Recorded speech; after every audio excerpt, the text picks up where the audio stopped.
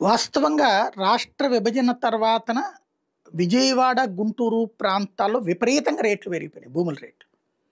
ఎందుకంటే అక్కడే రాజధాని అని చెప్పడం వల్ల.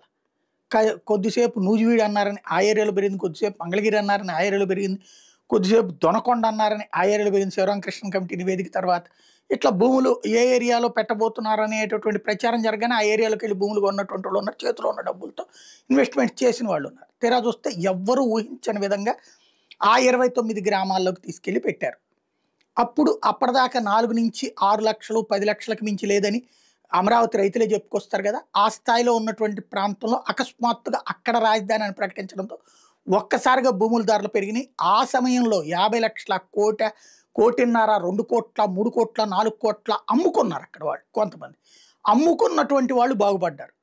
ప్రభుత్వానికి ఇచ్చినటువంటి వాళ్ళు నానా ఇబ్బందులు పడుతున్నారు. ఎందుకని? ఆ ఏడాదికి ఇచ్చే 25,000తో 10 ఏళ్ల నుంచి బ్రతకాలంటే ఎట్లా బ్రతుకుతారు? అలాంటి దుర్భరమైన పరిస్థితి వచ్చింది. సరే జగన్ ఉన్నటువంటి సందర్భంలో రాజధాని పట్టించుకోలేదు. అంతా బానే ఉంది. అంతకుముందు 4,00,00,000 దాకా వెళ్ళింది. జగన్ వచ్చాక 40 లక్షలకు పడిపోయింది. తర్వాత బాబు సర్కార్ వచ్చిన తర్వాత ఇప్పుడు మళ్ళీ కూటమి సర్కార్ వచ్చాక అమరావతి ప్రాంతం రియల్ ఎస్టేట్‌తో పరుగులు పెడుతుందంటే, జగన్ టైంలో అమరావతి ప్రాంతం రియల్ ఎస్టేట్ డౌన్ అయింది గానీ విజయవాడ, గుంటూరు రేట్లు పెరిగినాయి.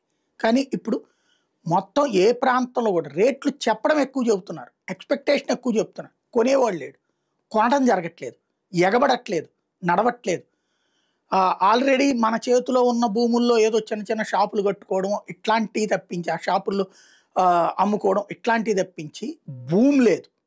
18 నెలలయిపోయింది. అంటే ఎందుకని? బాబు సర్కార్ నమ్మట్లేదా? అమరావతి బాగుని నమ్మట్లేదా? విశాఖపట్నం గ్రోతే ఉంటది గానీ ఇక్కడ ఉంటదని నమ్మట్లేదు. ఎందుకంటే రోజు అదిగో అదయిపోయింది. మొన్ననే సీఆర్‌డీఏ భవనం అయిపోయింది. రేపు పొద్దున ఎమ్మెల్యేల క్వార్టర్‌లు అయిపోతున్నాయి. ఎల్లుండి జడ్జీల క్వార్టర్‌లు అయిపోతున్నాయి.